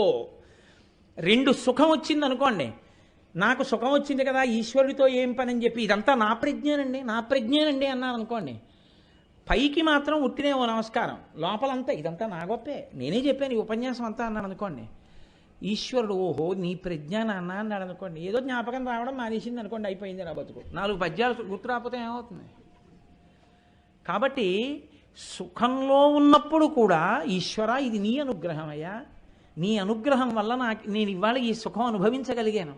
లేకపోతే తండ్రి నా అంతటి నాకు వచ్చే సుఖమా, ఒకనాడు పుణ్యకార్యం నేనా చేసింది, నువ్వు చేయించావు అన్నారనుకోండి, అయ్యో అయ్యో అయ్యో అయ్యో పాపం వాడు చూడరా ఎంత ముచ్చటైన వాడో అని. దీనికి తరచూ నేను ఒకటే ఉదాహరణ చెప్తుంటా. తల్లితో పిల్లాడు బజారుకి వెళ్ళినప్పుడు ఓ అరటిపండు కొని తల్లి ఇచ్చి తినరా అంటే వాడు ఇంటికి వచ్చిన తర్వాత అరటిపండు తొక్క ఒలిచి ఓ ముక్క తీసి అమ్మ నోట్లో పెట్టి, అమ్మ నువ్వు ముందు తినంటే నీ కోసం కొన్నాను నువ్వు తినరా అని అమ్మ అంటే, కాదు నువ్వు ముందు తినమ్మా అని అమ్మ తిన్న తర్వాత వాడు అరటిపండు తింటే, భర్త ఇంటికి రాగానే సాయంకాలం భార్య ఏం చెప్తుందంటే, ఏమండి పిల్లాడికి అరటిపండు కొనిస్తే ముందు నాకు ముక్క పెట్టి నేను తింటే కానీ వాడు తినలేదు, వాడు ఎంత మంచివాడో చూశారా అంటుంది. వాడేం కొని అమ్మకి పెట్టాడా? అమ్మ కొన్న పండులో ముక్క అమ్మకి పెట్టి అమ్మ దానికి పొంగిపోతుంది. అమ్మ ఎలా పొంగిపోతుందో అలా ఈశ్వరుడు మీకు సుఖం ఇస్తే సుఖాన్ని పొందుతూ ఈశ్వరా ఇది మీ కృప అన్నప్పుడు ఈశ్వరుడు అంత పొంగిపోతాడు. అది అసలు పుణ్యాన్ని అనుభవించడానికి మార్గం. ఇది వాంఛితార్థ ప్రదాయిని. అప్పుడు ఆవిడ సంతోషం మిమ్మల్ని, అయ్యో పాపం వీడికి ఒకనాడు సుఖం వచ్చినా నా అనుగ్రహం అన్నాడు, రేపు పొద్దున్న కష్టం ఇచ్చినప్పుడు కూడా అమ్మ నీ అనుగ్రహమే అంటాడు, అప్పుడు నేను ఎలా చిన్నబుచ్చుకోను అని తగ్గిస్తుంది ఆవిడ. 3 మీరు పట్టుకోవలసిన విషయం ఒకటి ఉంది. నేను ఒకనకొకప్పుడు ఒక పుస్తకం చదివాను. అందులో చంద్రశేఖర పరమాచార్య స్వామి వారితో అనుబంధం ఉన్నటువంటి చాలా పెద్ద వాళ్ళందరూ తమ అనుభవాల్ని పుస్తకంలో రాశారు. అందులో పెద్దలు ఒక్కొక్క విధంగా రాశారు. నాకు అన్నిటికన్నా బాగా నచ్చినటువంటి లేఖ ఏమిటో తెలుసా అండి? అందులో ఒక ఆయన ఎంత గొప్ప ఉత్తరం రాశాడంటే ఆ పుస్తకంలో, నాకు ఆ పేరు జ్ఞాపకం ఉంటే ఆయన పేరు శ్రీనివాస్ అనుకుంటాను. ఆయన ఇంటి పేరు తనికెళ్ళ అనుకుంటాను. ఆయన ఒక ఉత్తరం రాస్తూ ఒక మాట రాశారు. బ్రిటిష్ వాళ్ళు భారతదేశాన్ని పరిపాలిస్తున్న సమయంలో ఒకనకొకప్పుడు చంద్రశేఖర పరమాచార్య స్వామి వారు నెల్లూరు వెళ్ళారు. ఒకరి ఇంటికి వెళ్ళారు ఆయన. అప్పటికి ఆ ఇంట్లో ఉన్న వ్యక్తి సబ్జడ్జిగా పనిచేస్తున్నారు. ఆ సబ్జడ్జి గారి యొక్క అన్నగారు చనిపోయారు. ఆ అన్నగారి కొడుకు 11 ఏళ్ల వాడు ఉపనయనం అయ్యింది 8 ఏళ్లకే. ఆ ఉపనయనమైన పిల్లాడు ఈయన దగ్గరే చదువుకుంటున్నాడు. పరమాచార్య అప్పుడు ఆ పిల్లాడిని చూశారు. అయిపోయింది, అక్కడితో ఆ కథ అయిపోయింది. నెల్లూరు నుంచి ఆయన వెళ్ళిపోయారు. 39 సంవత్సరాలు గడిచిపోయాయి. తర్వాత 39 సంవత్సరాలు గడిచిపోయిన తర్వాత పరమాచార్య కర్నూల్లో చాతుర్మాస్యం చేస్తున్నారు. అప్పటికి వృద్ధులవుతున్నారు ఆయన. ఈ అప్పుడు 11 సంవత్సరాల వయస్సు ఉన్నటువంటి ఆయనకి ఇప్పటికి 50 ఏళ్ళు వచ్చాయి. ఆయనకి కొడుకులు పుట్టారు. ఏవో కష్టాలు పడ్డాడు, సుఖాలు అనుభవించాడు, ఓ స్థితికి వచ్చాడు. అప్పటికే ఆయన గురునానక్ కాలేజీలో చెన్నైలో మ్యాథమెటిక్స్ ప్రొఫెసర్గా పనిచేస్తున్నాడు. పనిచేస్తూ కర్నూలులో వాళ్ళ అబ్బాయి ఉంటే చూడ్డానికి ఎడుతూ అక్కడ చంద్రశేఖర పరమాచార్య స్వామి వారు కూడా ఉన్నారు అని తెలిసి ఆయన దర్శనం కోసమని వెళ్ళారు. భార్యని పిల్లల్ని కూడా తీసుకుని వెడితే 2 రోజుల నుంచి పరమాచార్య ఎవరికి దర్శనం ఇవ్వట్లేదు, ఏకాంతంలో ఉంటున్నారు, ఇవాళ దర్శనాలు ఉండవు, అందుకని వెళ్ళిపోండి అన్నారు. ఆయనకి వెళ్ళబుద్ధి వేయక ఎలా అయినా నేను చూడాలి పరమాచార్యుల వారిని అనిపించింది. అతను చిన్నప్పుడు ఉపనిషత్తులు చదివేవాడు, రుద్రాభిషేకం వచ్చు, సంధ్యావందనం చేసేవాడు, తర్వాత మానేశాడన్ని. ఆయన రాసుకున్నాడు ఈ విషయాలు, నాకు తెలియదుగా. లేకపోతే ఆయనకి పరమాచార్యుల వారిని చూడడానికి వెడితే 2 రోజుల నుంచి దర్శనాలు లేవు, బయటికి రావట్లేదు, ఆయన వెళ్ళిపోమన్నారు. వెళ్ళిపోమంటే ఆయన అక్కడ కూర్చుని నేను పరమాచార్యుల వారిని చూడకుండా ఎలా ఉండగలను, పరమాచార్య నన్ను అనుగ్రహించుగాక అని ఆ రోజున ఆయన దగ్గరికి వెడుతున్నానని ఆయన సంధ్యావందనం చేసుకుని ఒక పంచె కట్టుకుని ఉత్తరీయం వేసుకుని వెళ్ళాడు. ఎప్పుడో చదువుకున్న ఉపనిషత్తుల పుస్తకం పట్టుకుని ఉపనిషత్ పారాయణం చేస్తున్నాడు. చేస్తూ మనసులో పరమాచార్యుల వారిని చూడాలని కోరిక. ఆ కోరిక బలీయమైపోయి ఆ ఉపనిషత్ చదువుతూ ఏడిచేశాడు. నాకు పరమాచార్య దర్శనం అవుతుందా అని ఏడుస్తున్నటువంటి క్షణంలో పెద్ద అరుపు వినపడింది. పరమాచార్య ఇవాళ ఉన్న వాళ్ళందరికీ దర్శనం ఇస్తున్నారు, కానీ ఎవ్వరితో మాట్లాడరు, కేవలం తీర్థం ఇస్తారు, నమస్కారం చేసి వెళ్ళిపోమన్నారు. అమ్మయ్యా, నా ఆర్తి ఫలించింది, పరమాచార్య దర్శనం ఇస్తున్నారు, మాట్లాడితే ఇంకెంత సంతోషంగా ఉండునో అనుకున్నాడు. అనుకుని ఈయనే చివరనున్నాడు, దగ్గర దాకా వెళ్ళాడు, తీర్థం ఇచ్చారు, లేచి ఇలా వెళ్ళిపోతున్నాడు. ఆయన వెళ్ళిపోతుంటే అయ్యో మాట్లాడలేదే పరమాచార్యుల వారు అనుకుని వెళ్ళిపోతుంటే ఓ శిష్యుడు పరిగెత్తుకొచ్చి పరమాచార్యుల వారు పిలుస్తున్నారు మిమ్మల్ని అన్నాడు. ఆయన ఆశ్చర్యపోయి దగ్గరికి వెళ్ళాడు. లోపలికి రా అన్నారు పరమాచార్యుల వారు. కూర్చోబెట్టారు. నీ పేరు ఏమిటని అడిగారు. నా పేరు ఫలానా. ఏ ఊరు మీదన్నారు. అంటే చెన్నైలో నేను మ్యాథమెటిక్స్ లెక్చరర్గా ప్రొఫెసర్గా చేస్తున్నాను. కాదు, అంతకుముందు ఎక్కడున్నావు అన్నారు. నెల్లూరులో ఉన్నానన్నారు. మీ నాన్నగారి పేరు ఏమిటి అన్నారు. నాన్నగారి పేరు చెప్పారు. ఓ, నువ్వు ఫలానా నెల్లూరు సబ్జడ్జి గారి అన్నగారి కొడుకు కదా, మీ ఇంటికి నేను వచ్చాను గుర్తుందా నీకు 11 ఏళ్ళప్పుడు అని అడిగారు.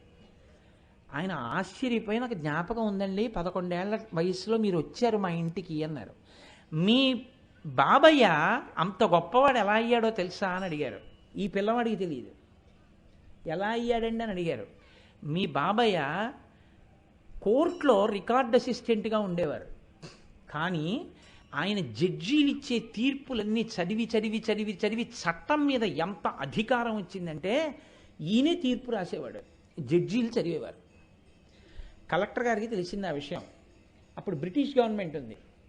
కలెక్టర్ గారికి తెలిసి ఒక రోజున కలెక్టర్ గారు ఇతనికి కబురు చేశారు, నువ్వు ఆలస్యంగా రా కోర్టుకి అని చెప్పి కలెక్టర్ కోర్టుకి వెళ్ళాడు. జడ్జి తీర్పు చెప్పాలి, ఇతను లేడు.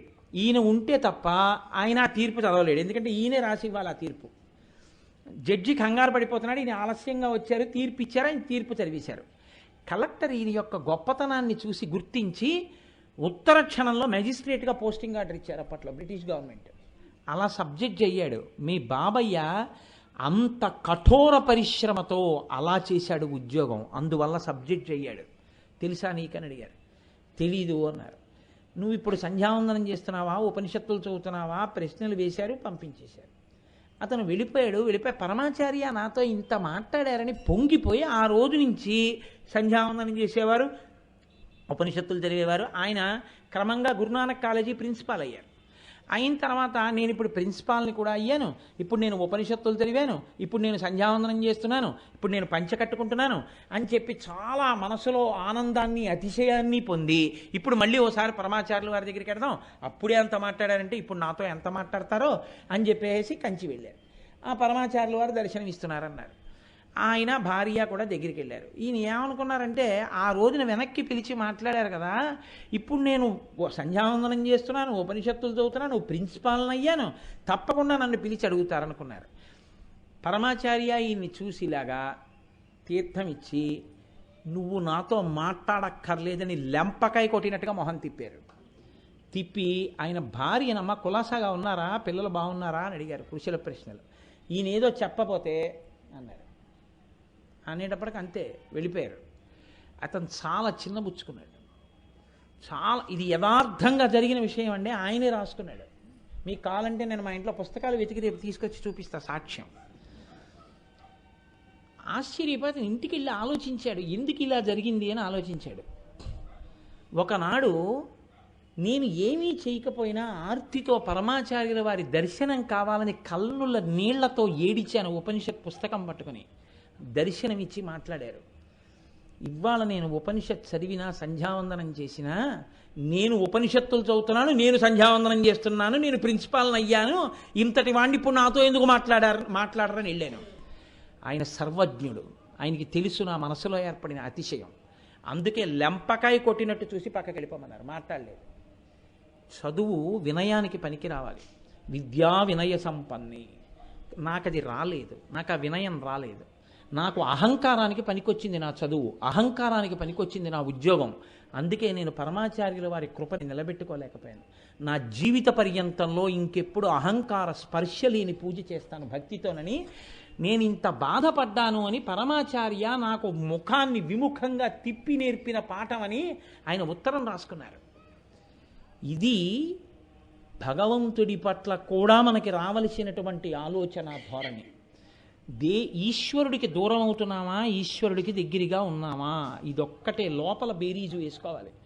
పైకి ఏం జరుగుతోంది, మనకెంతమంది నమస్కారం చేస్తున్నారన్నది కాదు. మనం ఈశ్వరుడికి దగ్గరగా బతకగలుగుతున్నామా, నిజాయితీతో భగవంతుణ్ణి సేవిస్తున్నామా, అదొక్కటి నీకు చాలు. అలా బ్రతకగలిగితే చాలు. ఇంకా ఆ జీవితానికి అంతకన్నా అభ్యున్నతి లేదు. మిగిలినవి ఏం చేస్తారు? ప్రజలు వస్తారు, దండలేస్తారు, 1000 మంది వస్తారు, నమస్కారాలు చేస్తారు, మీరు పట్టుకెళ్తారా? ఇవన్నీ మిమ్మల్ని రక్షిస్తాయా? ఈశ్వర కృప ఒక్కటి మిగిలిందనుకోండి చాలు, మీ జీవితానికి అభ్యున్నతి. ఆ ఒక్క కృప మిగలాలంటే అమ్మవారి పాదాలు గట్టిగా పట్టుకుంటే చాలు. ఒక్కొక్కసారి భగవంతుని చేష్టితం ఎలా ఉంటుందంటే పైకి చాలా కష్టంలా కనపడుతుంది, కానీ ఆవిడ కష్ట రూపంలో చిన్న కష్టం ఇచ్చి పెద్ద సుఖాన్ని ఇస్తుంది. మనకి తెలియదు ఆ విషయాలు. పరమాచార్య మాటల్లోనే చెప్పాలంటే, నేను ఎలాగో ఇవాళ పరమాచార్య ప్రసక్తి తెచ్చాను కాబట్టి ఆయన మాటల్లోనే చెప్పవలసి వస్తే మీకు ఒక మాట చెప్తాను. వెనకటికి ఉప్పు వ్యాపారం చేసేవాళ్ళు గాడిదల మీద ఉప్పు బస్తాలు వేసుకుని ఊళ్ళోకి తీసుకెళ్ళి అమ్మేవారు. ఒకనకొకప్పుడు ఉప్పు అమ్మే వ్యాపారులు గాడిదల మీద ఉప్పు బస్తాలన్నీ వేసుకుని అరణ్యంలోంచి వెడుతున్నారు. దొంగలు చూశారు, వీళ్ళు ఉప్పు బస్తాలన్నీ పట్టుకెడుతున్నారా, ఉప్పు బస్తా అంటే చాలా బరువు, ఆ ఉప్పు పట్టుకెడుతున్నారు, వీళ్ళు ఉప్పు అమ్మి మళ్ళీ వస్తారు. వచ్చినప్పుడు మనం ఈ ఉప్పు అమ్మిన డబ్బు పట్టుకొని వస్తారు కాబట్టి వీళ్ళని భయపెట్టి డబ్బు దోచుకోవచ్చు. కాబట్టి ఇవాళ వెడుతున్నారు కాబట్టి ఓ 2 రోజుల్లో ఉప్పు అమ్ముకుని వస్తారు, మనం ఇక్కడ హాయిగా మాట వేసి కూర్చుంటే సరిపోతుందని కూర్చున్నారు. ఈ వర్తకులు ఆ ఉప్పు గాడిదల మీద వేసుకుని వెళ్ళిపోతున్నారు. అకస్మాత్తుగా ఆకాశం అంతా నల్లటి మబ్బులు పట్టి వీళ్ళు ఏ ఊళ్ళో అంగళ్ళలో ఉప్పు అమ్మాలో ఆ అంగళ్ళు ఇంకో 2 కిలోమీటర్లు ఉన్నాయనగా ఇంకా అసలు కనీ విని ఎరుగనటువంటి వర్షం పడిపోయింది. తల దాచుకోవడానికి కూడా ఎక్కడా నీడలేదు, అంత వర్షం. గాడిదలు ఎక్కడొక్కడ నిలబడిపోయాయి ఉప్పు బస్తాలతోటి. ఎప్పుడైతే అంత వర్షం 2-3 గంటలు కురిసేసిందో గాడిదల పని తేలికైపోయింది. ఎందుకంటే ఉప్పు అంతా కరిగిపోయి కిందకి వెళ్ళిపోయింది, ఎక్కడ ఉప్పు లేదు. వానంతా తగ్గిన తర్వాత వీళ్ళు గాడిదల్ని తోలదామని చూస్తే గోనెలు తప్ప లోపల ఉప్పు లేదు, కరిగి వెళ్ళిపోయింది. వీళ్ళు బాధపడుతూ వెనక్కి తిరిగి వస్తున్నారు. అందులో ఒక వర్తకుడు అమ్మవారిని నింద చేశాడు. ఏమి నీకు నమస్కారం చేసి ప్రయోజనం, నీకు నమస్కారం చేసి బయలుదేరాను, గుప్పెడు ఉప్పు అమ్ముకోలేదు, ఉప్పు అంతా కరిగిపోయింది, ఈ పాటి ఉపకారానికి నీకు నమస్కారం ఒకటా నేను అని మనసులో బాధపడి అమ్మవారిని ద్వేషిస్తూ అమ్మవారిని నింద చేస్తూ వెళ్ళిపోతున్నాడు. వెళ్ళిపోతుంటే దొంగలు చూశారు, వస్తున్నారు రోయ్ ఉప్పటికి వెళ్ళిన వాళ్ళు అనుకున్నారు. వాళ్ళకి కరిగిపోయిందో తరిగిపోయిందో వాళ్ళకేం కావాలి, అమ్మేశారు అనుకున్నారు. అని వాళ్ళు ఏం చేశారంటే తుపాకీ పేలిస్తే, ఆ రోజుల్లో బుల్లెట్లు కాదు మందుగుండు, ఇప్పటికీ తిరువిట్రియారులో పేలుస్తారే అలా మందుగుండు దట్టించి పేల్చేవారు. ఆ చప్పుడుకు పారిపోయేవారు, అందరూ తలకో దిక్కు పారిపోతే దోచుకునేవారు వాళ్ళు. ఆ మందుగుండు దట్టించి తుపాకుల్లోకి కాల్చారు. కాలిస్తే ఉప్పే కరిగిపోయినంత వాన పడింది కాబట్టి అడవిలోనూ పడింది, మందుగుండు అంతా నిమ్ముకుపోయింది, చల్లగా అయిపోయి వీళ్ళు ఎంత పేల్చినా అది పేలలేదు. టక్ టక్ తుపాకుల శబ్దాలు మాత్రమే వస్తున్నాయి కానీ మందుగుండు పేలటం లేదు. వీళ్ళు ఆ దొంగల్ని చూసి ఊరే అసలే ఉప్పు పోయింది, వీళ్ళు మన్న కొట్టడానికి తుపాకులు పేలుస్తున్నారని వీళ్ళు దొంగల వెంట పడ్డారు. దొంగలు తుపాకులు వదిలి పారిపోయారు. పారిపోతే ఈ అమ్మవారిని నింద చేసినటువంటి వర్తకుడు మాత్రం పరిగెత్తకుండా నిలబడిపోయి కన్నుల నీరు పెట్టుకుని ఏడుస్తూ భూమి మీద పడ్డాడు. మిగిలిన వాళ్ళు వచ్చి అన్నారు, ఎందుకురా ఏడుస్తున్నావు, ఎందుకు అలా పడిపోయావు అన్నారు. ఏ తుపాకీ పేలలేదుగా, ఎందుకు అలా పడ్డావు అన్నారు. కాదురా, ఉప్పు బస్తాలు తడిసిపోయాయని ఉప్పు పోయిందని అమ్మవారిని తిట్టాను. ఉప్పు బస్తాలు తడిసిపోయి ఉండకపోతే ఉప్పు అమ్మిన డబ్బుతో వచ్చేవాళ్ళం, ఈ పాటికి దొంగలు చంపేసి ఉండేవారు. అమ్మవారు ఉప్పు తీసేసింది, ఉప్పు తినే అదృష్టాన్ని మిగల్చింది. నేల మీద ఇంకా నాకు మెతుకులు మిగిలాయి. కాబట్టి అమ్మవారు ఎంత దయామయురాలో తెలియక తిట్టానురా, ఉప్పు కరిగిపోతే కరిగిపోయింది కానీ నా ప్రాణాలు నిలబడ్డాయిరా అన్నాడు. ఇప్పుడు చెప్పండి, ఒకనాడు మీరు అమ్మవారిని నమ్మి ఉన్నా ఒక కష్టం ఇచ్చింది అంటే ఎంత పెద్ద పాపం చేసి ఉంటే ఇంత చిన్న కష్టంగా ఆవిడ తీసేస్తోందో, లేకపోతే ఇలా తీయడం వల్ల ఏ పెద్ద ప్రయోజనం రాబోతోందో మీకేం తెలుసు? తెలుసున్ననాడు పొగడ్డం కాదు, అనుభవిస్తున్న నాడు అమ్మవారి కృపే అనుకుని బతకడం. దీన్ని శాస్త్రంలో ఏమంటారంటే కర్మ ప్రూఫ్ అంటే. మనం చూడండి, వానలో పెడుతున్నాం అనుకోండి, ఏం చేస్తాం, గొడుగు వేసుకుంటాం. అదేమిటి, వాటర్ ప్రూఫ్, పైనది వాటర్ ప్రూఫ్. అందుకని నీళ్లు పడ్డాయి అనుకోండి జారిపోతాం, ఆ బట్ట తడిసిపోయి ముద్దయిపోయి మీద పడిపోవు, అలా కారిపోతాయి, పక్క నుంచి వెళ్ళిపోతాయి. ఎండలో పెడుతున్నారు అనుకోండి, ఓ టోపీ పెట్టుకుంటారు. అదేమిటది? సన్ హీట్ ప్రూఫ్, తల వేడెక్కదు. అలా కష్టం వచ్చినా సుఖం వచ్చినా అమ్మవారి పాదాలే పట్టుకుని ఉండి నువ్వే నడిపిస్తావన్న భక్తి మార్గంలో నడిస్తే కర్మ ప్రూఫ్. ఇప్పుడు ఏమైంది? అమ్మవారు మిమ్మల్ని చూసుకుంటుంది. ఇలాంటి వాళ్ళు ఎవరున్నారో అలాంటి వాళ్ళ పట్ల అమ్మవారు ఎంత జాగ్రత్తగానో కంటిని రెప్ప కాపాడినట్టు కాపాడుతూ వాళ్ళ పాపపుణ్యముల యొక్క వినిమయమయ్యేటటువంటి స్థితిని తాను తీసుకుని వాళ్ళని కాపాడుకుంటుంది. దానికి వాంఛితార్థప్రదాయిని అని పేరు. ఇప్పుడు వాంఛితార్థప్రదాయిని అంటే మేము అడిగాను నువ్వు ఇవ్వలేదనకూడదు, నువ్వు అలా ఉన్నావా, నువ్వు అలా ఉంటే ఆవిడ ఇవ్వడానికి సిద్ధంగా ఉంది. నువ్వు మారవలసినటువంటి స్థితిని ఆ నామం చెప్తుంది. మనసులో ఏ మార్పు రావాలో చెప్పే నామం వాంఛితార్థప్రదాయిని.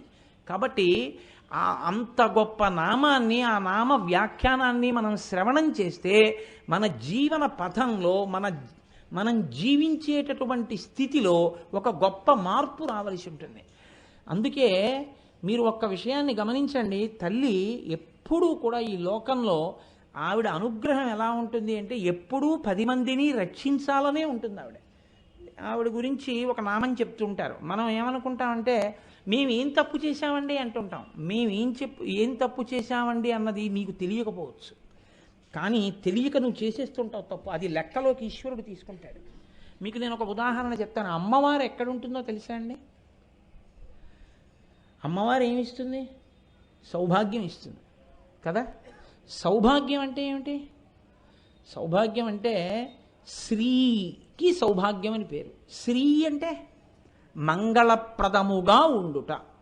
ఎవరిని చూస్తే అయ్య బాబా ఇదేంటి వీళ్ళు కనపడ్డారు అని అనుకోక్కర్లేదో, ఎవరిని చూస్తే అమ్మయ్యా ఆవిడ్ని చూసేటప్పటికి పార్వతీదేవిని చూసినట్టుంది, ఆవిడ్ని చూసేటప్పటికి లక్ష్మీదేవిని చూసినట్టుంది, అమ్మయ్యా ఆయన్ని చూసేటప్పటికే నా కష్టం తీరిపోయింది, ఆయన మాట వినేటప్పటికే ఎంత సంతోషంగా ఉందో అని అనిపిస్తుందో అటువంటి విభూతి ఈశ్వరుడు నీ యందు ప్రవేశపెడితే నీవు శ్రీ. ఆంతరమునందు ఆ విభూతి ఏర్పడితే శ్రీకారం. పైకి కూడా అటువంటి మంగళప్రదమైనటువంటి ఆకృతి నిలబడిందనుకోండి శ్రీ. బాహ్యము ఆంతరము కూడా. ఇది ఇవ్వడానికి అమ్మవారు 8 వస్తువుల రూపంలో భూమి మీద నిలబడుతుంది. వాటిని సౌభాగ్య వస్తువులు అని పిలుస్తుంది పద్మపురాణం. అవి అందుకే ఎక్కడో ఉండవండి ఇవన్నీ. నేను మీతో చెప్పా, లక్ష్మీస్థానం అంటే ఎక్కడ ఉంటుంది అనుకుంటున్నారు? లక్ష్మీదేవి ఉండడానికి 5 ప్రదేశాలు. ఆ 5 ప్రదేశాల్లో మీరు వేసిన పూలే లక్ష్మీదేవి మీద పడతాయి. లక్ష్మీదేవి విగ్రహం లక్ష్మీదేవి కాదు. లక్ష్మీదేవికి నివాస స్థానాలు 5 అని చెప్తోంది శాస్త్రం. నిన్నటి రోజున మీతో నేను ఆ 5 స్థానాలు ముచ్చటించినట్టున్నాను. ఏనుగు యొక్క కుంభస్థలం, ఆవు యొక్క వెనకతట్టు, పద్మము, ఆ తరువాత బిల్వదళము, స్త్రీ సువాసిని పెళ్ళైన ఆడది పాపట తీసుకునేటటువంటి ప్రారంభ స్థానము. ఈ 5 లక్ష్మీదేవి యొక్క నివాస స్థానాలు. అందుకు కదా గోవు పృష్ఠభాగానికి పూజ చేసాం ఇవాళ లక్ష్మీ స్థానం అని. ఈ 5 ఎలా లక్ష్మీ స్థానాలో 8 సౌభాగ్య స్థానాలు ఉన్నాయి. ఆ 8 సౌభాగ్య స్థానాల్ని పొరపాటున కూడా కాలుతో తొక్కడం కానీ, కాలు తగలడం కానీ, నోటితో నింద చేయడం కానీ, విమర్శించడం కానీ, తక్కువ చేసి మాట్లాడడం కానీ చేస్తే అటువంటి వారు ఉత్తర జన్మల యందు అమ్మవారి యొక్క అనుగ్రహాన్ని కోల్పోతారు. ఒక్కొక్కసారి దాని తీవ్రత ఎలా ఉంటుందో తెలుసా అని వెంటనే చూపిస్తుంది కూడా. అవి 8 వస్తువులని చెప్తోంది శాస్త్రం. పద్మపురాణం నిర్ధారణం చేసింది. మొట్టమొదటిది తాడి చెట్టు, రెండవది చెరకు. అందుకే అమ్మవారి చెరుకు పట్టుకుంటుంది. చెరుకు ముక్కలు తీసుకొచ్చి అమ్మవారికి పెట్టినా వినాయకుడికి పెట్టినా పరమ ప్రీతి. ఎందుకంటే అది సౌభాగ్య వస్తువు. పెళ్లి కూతుర్ని చేస్తే పెళ్లి కూతురు చెరుకు గడలు దానం చేయాలి సువాసినులకి. కాబట్టి చెరుకుగడ, తాడి చెట్టు, రూపుమారిన పాలు అంటే జున్ను కానీ పెరుగు కానీ. 4వది ఉప్పు. ఉప్పుని ఎన్నడూ నింద చేయడం కానీ ఉప్పుని తిట్టడం కానీ చేయకూడదు. 4వది ఉప్పు. 5వది అనుములు. 6వది ఎర్రటి రంగులో ఉండేటటువంటి పువ్వులు. ఈ 6 నేను ఇంకొక 2 స్థానాలు కూడా ఉన్నాయి. జీలకర్ర. 8వది ధనియాలు. ఈ 8 అమ్మవారి సౌభాగ్య స్థానాలు. ఈ 8 అందుకే మనం ఎప్పుడైనా పెళ్ళవుతోందన్నా జీలకర్ర బెల్లం కలిపి నూరే పెడతాం. తిన్న ఇంటి వాసాలు ఎక్కడుతున్నాడు రా అంటాం. ఉప్పు వీధిలో పెట్టినా దొంగతనం చేయరు. ఎందుకో తెలుసండి, ఉప్పు ఎలకలు తిన్నాయిరా అని సామెత, అబద్ధం ఆడడానికి. ఉప్పు తినడము అంటే అమృతం తినడము అని చెప్తోంది ఆయుర్వేదం. ఉప్పే జఠరాగ్నికి జీర్ణశక్తికి హేతువు అని ఆయుర్వేదం చెప్తోంది. కాబట్టి 8 వస్తువులు సౌభాగ్య స్థానములుగా నిర్ణయింపబడ్డాయి. తెలిసి కానీ తెలియక కానీ ఒక ఎర్ర పువ్వు కింద పడి ఉంటే తీసి పక్కన పెట్టాలి తప్ప కాలుతో తొక్కకూడదు. ఈ 8 సౌభాగ్య స్థానములుగా అమ్మవారే ఉండి వీటిని ఎవరు గౌరవిస్తారో వాళ్ళని అమ్మవారు అనుగ్రహిస్తుంది. అందులో తాటి చెట్టు, తాడి చాలా చాలా గొప్పవి. అందున ప్రత్యేకించి తాటి ఆకు ముక్క తీసి ఆడవాళ్ళు కానీ ఈ చెవి యొక్క కింది భాగానికి తగిలించిన, చెవి కింది భాగపు కన్నంలోకి తాటాకు ముక్క పెట్టిన, మంగళసూత్రం కట్టినప్పుడు పెళ్లిలో తాటాకు ముక్కని కలిపి మంగళసూత్రం కట్టిన పూర్ణంగా అమ్మవారి యొక్క అనుగ్రహం కలుగుతుంది. అసలు దాని పేరు తాళిభాగ్యము అని పిలుస్తారు. తాళి పలాశ తాటంకం అంటాడు కాళిదాస మహాకవి. తాళి అంటే తాళ, తాడి చెట్టులోంచి వచ్చింది. తాటంక, చెవి తాటంకములు అంటారు. అమ్మవారు కూడా తాటంకములు రెండూ పెట్టుకునేటప్పుడు తపనోడుప మండల అని పిలుస్తాం కదా మనం. తాటంక యుగళీభూత తపనోడుప మండల. తాటంక అంటే తాళ అంక, తాడ అంక. తాటి ఆకు చెవిలోకి పెట్టుకుంటే దాని వలన ఏర్పడినటువంటి మత్స ఏది ఉందో, ఆ తాటి ఆకు తగలడం వల్ల ఏర్పడిన స్పర్శ చేత ఏర్పడిన మత్స ఏది ఉందో అది సౌభాగ్యమునకు కారణమై ఉంటుంది. తాటి కమ్మ, కమ్మలు, కమలములు, కమలములు చివరికి చెవి కమ్మలు అయ్యాయి. లేకపోతే ఏడుగా ఉన్నటువంటి కమలము తీసుకొచ్చి చెవికి పెట్టుకోవాలి. అమ్మవారి యొక్క అనుగ్రహం పరిపూర్ణంగా పొందడం అంటే మెడలో వేసుకున్న మంగళసూత్రం ఎంత గొప్పదో చెవికి పెట్టుకున్నటువంటి తాటంకములు అంత గొప్పవి. మీరొక్కటి జ్ఞాపకం పెట్టుకోండి. నేను మీకు ఒక మాట చెప్తాను. ఇవన్నీ పనికి మాలినవి అన్న భావన మీరు విడిచిపెట్టండి. మన దేశ సార్వభౌమాధికారం అంతా కలిపి మనం త్రివర్ణ పతాకంలో చూసి శాల్యూట్ చేస్తున్నామా లేదా? దాని యందు సార్వభౌమాధికారాన్ని నిక్షేపించి అదే మన జాతి గౌరవం అని నమస్కారం చేస్తున్నామా? పిడికెడు మన్ను తీసి ఇది నా తల్లి, నా మాతృభూమి అని మనం అంటున్నామా లేదా? మెడలో ఒక యజ్ఞోపవీతాన్ని చూసి ఆ యజ్ఞోపవీతాన్ని ఎంతో గౌరవంగా చూసుకుని ఒక్క పోగు పెరిగిపోతే వెంటనే జీర్ణయజ్ఞోపవీతాన్ని విసర్జనం చేస్తున్నామా లేదా? ఒక్కొక్క వస్తువుకి ఒక్కొక్క గౌరవం, ఒక్కొక్క పవిత్రత ఉండి తీరుతాయి. అంత శక్తివంతమైనటువంటి మంగళప్రద వస్తువులలో తాటంకం ఒకటి. పరమశక్తివంతమా తాటంకము. శంకర భగవత్పాదులు అఖిలాండేశ్వరీదేవి అని జంబుకేశ్వర క్షేత్రంలో ఉంది. తిరువాణక్కాయిల్ అంటుంటారు తమిళనాడులో. ఆ జంబుకేశ్వర క్షేత్రంలో అదొక చిత్రమైనటువంటి క్షేత్రం. అప్పు క్షేత్రం అంటే జల సంబంధమైన క్షేత్రం. దాన్ని ఆ కట్టించినటువంటి వాడు కూడా చాలా ఆశ్చర్యకరమైనటువంటి రాజు. ఒక ఆయన 70 దేవాలయాలకి జీర్ణోద్ధరణ చేశాడు. ఆయన కట్టెంగ చోళుడు అని ఆయన కట్టించాడు జంబుకేశ్వర దేవాలయాన్ని. ఆయన అంతకు పూర్వజన్మలో ఆ శివాలయంలో ఉన్నటువంటి శివలింగాన్ని జంబు మహర్షి అనేటటువంటి మహర్షి పూజ చేసేవారు. ఆ శివలింగం ఎండలో ఉంటుంది. దానికి ఆచ్ఛాదన కల్పిద్దామని ఒక సాలెపురుగు రోజు దాని మీద సాలెగూడు వెళ్ళేది. ఒక ఏనుగు పక్కన కావేరీ నదీ జలాలు తీసుకొచ్చి తన తొండంతో శివలింగం మీద పోసేసేది. ఈ సాలెగూడు పోతుండేది. ఈ సాలెపురుగుకి కోపం వచ్చి ఆ ఏనుగు యొక్క తొండంలోకి వెళ్ళి ఆ తొండం లోపల కరిచింది. ఆయుర్వేదంలో ఒక మాట చెప్తారు, అత్యంత ప్రమాదకరమైన విషము సాలెపురుగులో ఉంటుంది అని. కాబట్టి సాలెపురుగు ఏనుగు తొండంలో కరవడం వల్ల ఏనుగు తట్టుకోలేక అక్కడే ప్రాణాలు వదిలిపెట్టేసింది. ఏనుగు ప్రాణం వదిలిపెట్టినప్పుడు తొండాన్ని మోదుకోవడంలో లోపల సాలెపురుగు కూడా మరణించింది. భగవద్భక్తితో శివలింగానికి ఆరాధన చేసి చనిపోయినటువంటి ఆ ఏనుగు ఉత్తర జన్మలలో కట్టెంగచోళుడుగా ఒక మహారాజుగా జన్మించాడు. కానీ పూర్వజన్మ సంస్కారం ఆ సాలెపురుగు రాజుగా జన్మించాడు. కానీ పూర్వజన్మలలో ఉండిపోయినటువంటి సంస్కారం చేత సాలెపురుక్కి ఏనుగుల మీద కోపం ఉండిపోయింది. అందుకే కట్టెంగచోళుడు నిర్మించిన ఏ దేవాలయంలోకి ఏనుగు వెళ్ళలేదు. అందుకే జంబుకేశ్వరం క్షేత్రంలోకి ఏనుగు వెళ్ళడం కుదరదు. ఏనుగు వెళ్ళడానికి వీలు లేని రీతిలో ఉంటుంది. జంబుకేశ్వరం గుళ్ళోకి వెళ్ళి మీరు అడిగితే వాళ్ళు ఏం చెప్తారంటే, ఎందుకంటే ఇలా ఉంటాయి ద్వారాలను అడిగితే ఏనుగు గుళ్ళోకి రాదండి అంటారు. ఏనుగు గుళ్ళోకి రాకుండా గుళ్ళు కట్టాడు ఆయన. ఎక్కడది అంటే పూర్వజన్మ వైరం ఆ ఏనుగుతోటి ఆ సాలెపురెక్కి. అందుకని కట్టెంగ చోళుడు నిర్మించినటువంటి ఆ జంబుకేశ్వర క్షేత్రంలో తల్లి అఖిలాండేశ్వరిగా ఉంది. యావత్ భూమండలంలో అంత శక్తివంతమైనటువంటి అమ్మవారు వేరొకరు లేరు. శంకర భగవత్పాదాచార్య స్వామి ఈ జాతికి అనుగ్రహించినటువంటి మహోత్కృష్టమైన వరం ఆ తల్లిలో ఉండిపోయినటువంటి అదనపు శక్తిని ఉపాసన బలం క్షీణించి మనం పూజ చేయలేకపోతున్నామని అమ్మవారిలో అదనంగా ఉండిపోయిన శక్తిని తీసేసి శ్రీచక్రాల్లో వేసి ఆ శ్రీచక్రాలని చెవి తాటంకాలుగా వేశారు. చెవి తాటంకాలు శ్రీచక్రాలుగా ఉన్న ఏకైక క్షేత్రం జంబుకేశ్వర క్షేత్రం. అఖిలాండేశ్వరి అమ్మవారు ఇప్పటికీ అక్కడ తిరుగుతూ ఉంటుంది. అక్కడ ఉండేటటువంటి ఒక వంటలవాడికి అమ్మవారు ఒకానొక ప్రత్యేక పరిస్థితుల్లో తనను అనుగ్రహించవలసి వచ్చింది. అతను కూర్చొని ఉండగా అమ్మవారు వెళ్ళిపోతుంది. అలాగే వెళ్ళిపోతుంటే అతను తన ప్రేమ విషయం ఒకటి మాట్లాడుతున్నాడు అక్కడ ఉన్న ఆవిడతోటి.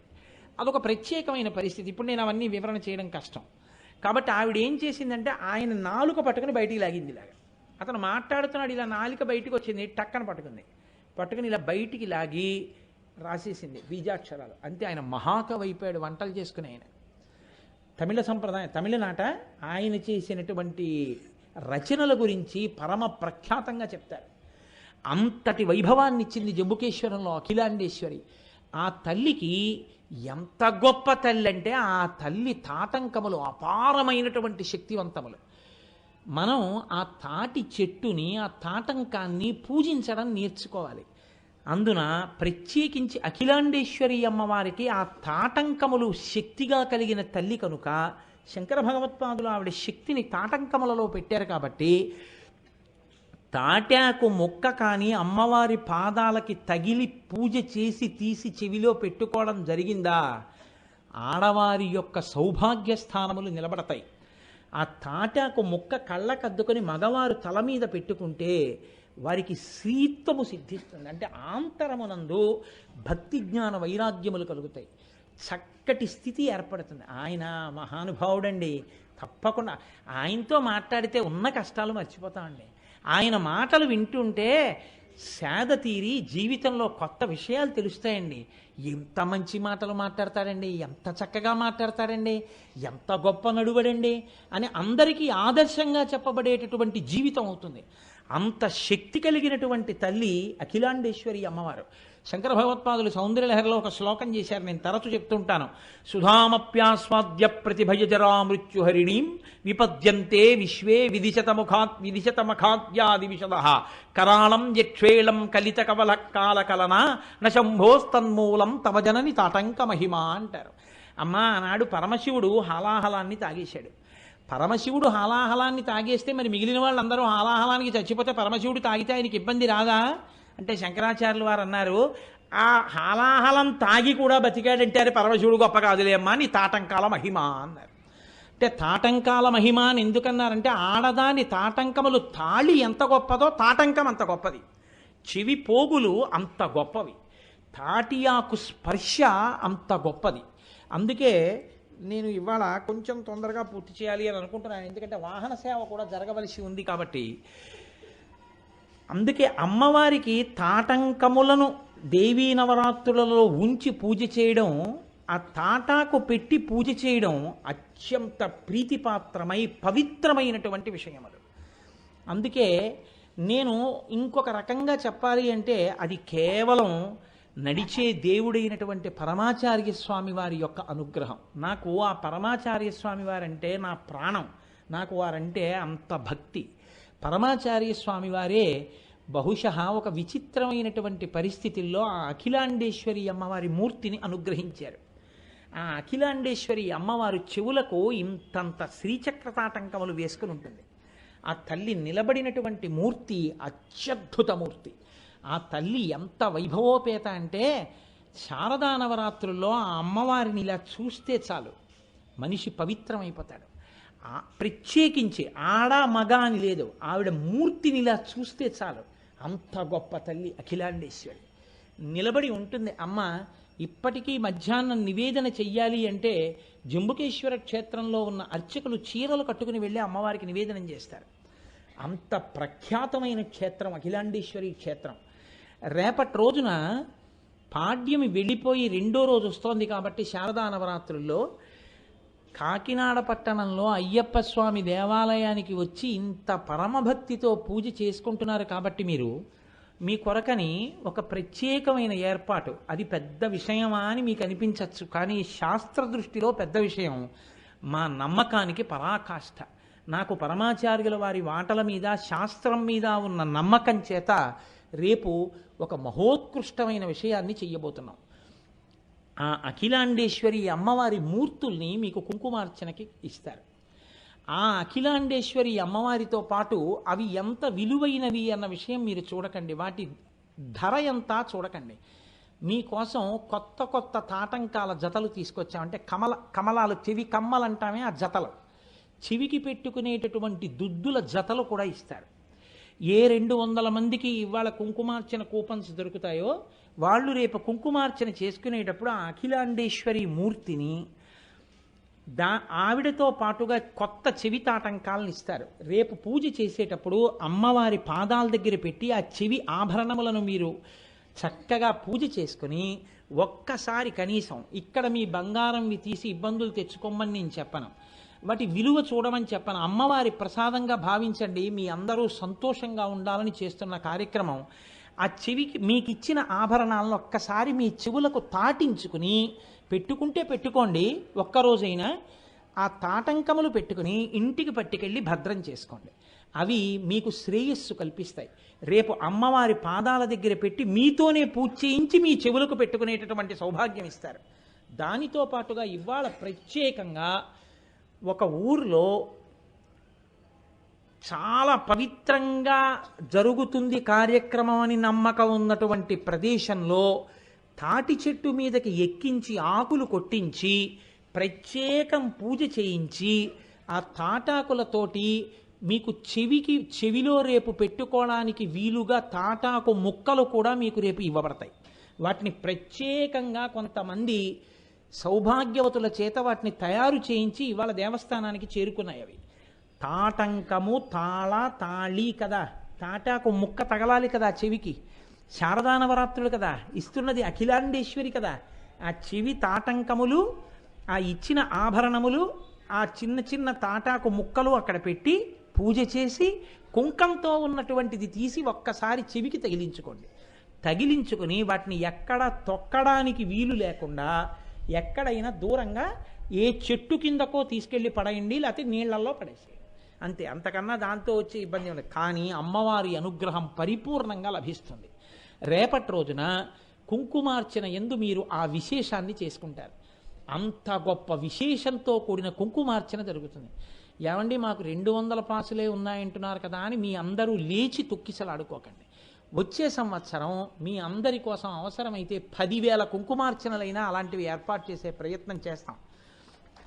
కానీ ఈ సంవత్సరం మాత్రం తోసుకోకుండా తీసుకుందరు. కానీ మిగిలిన తల్లులు బాధపడక్కర్లేదు.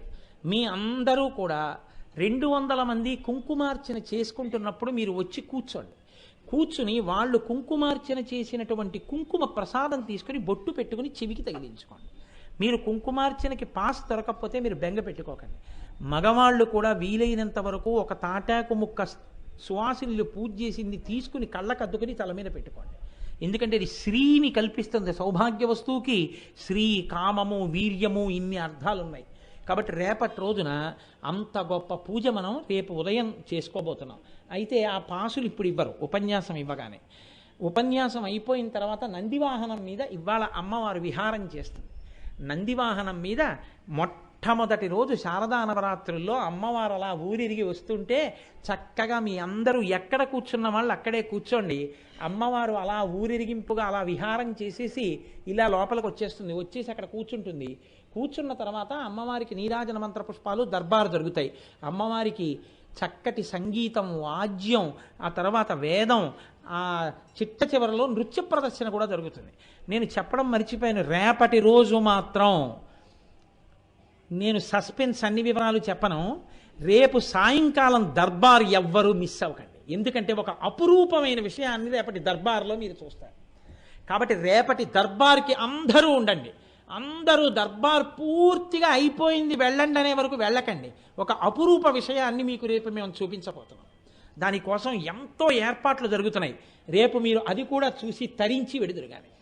కాబట్టి ఇప్పుడు ఉపన్యాసం అయిపోయిన తర్వాత ఎక్కడి వాళ్ళు అక్కడే కూర్చోండి. ఇప్పుడు ఇవ్వరు పాసులు. ఏకాంత సేవ కూడా అయిపోయాక చెప్తారు మైక్లో, అమ్మ పాసులు ఇస్తారంటారు. ఎక్కడిస్తారో కూడా అప్పుడు చెప్తారు. అప్పటి వరకు ఏ కిటికీలో ఇస్తారో నాకే తెలియదు, ఈవో గారు చెప్పాలి. అందుకని చక్కగా ఎక్కడి వాళ్ళు అక్కడ కూర్చోండి. ఆ చిట్ట చివర చెప్తారు. చెప్పిన తర్వాత పాసులు తీసుకుని వెడుదురు కానీ. ఏమ్మా, కాబట్టి దయచేసి ఒక్కరోజు సహకరించండి. రేపటి నుంచి మీకు ఇబ్బంది ఉండదు. సాయంకాలం 5:30కే పాసులు ఇచ్చేస్తారు. ఏమంటే కొంచెం తొందరగా వెళ్ళవలసిన వాళ్ళు ఉన్నా పాపం అంతసేపు ఇబ్బంది పడక్కర్లేదు. 5:30కి వచ్చి మీరు పాస్ తీసేసుకోవచ్చు. ఇవాళ ఒక్కరోజు కార్యక్రమం అయిపోయాక ఇస్తారు.